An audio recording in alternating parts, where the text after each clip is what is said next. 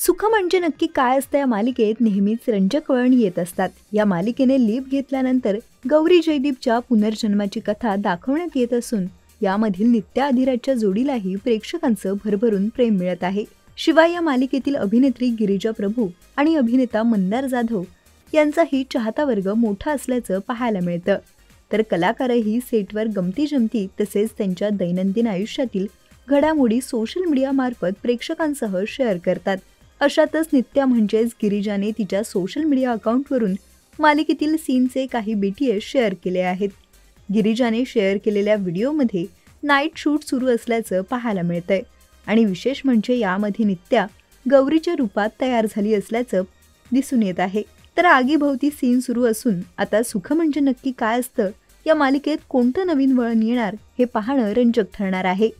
तुम्हाला सुख म्हणजे नक्की काय असतं ही मालिका आवडते का हे आम्हाला कमेंट करून नक्की सांगा।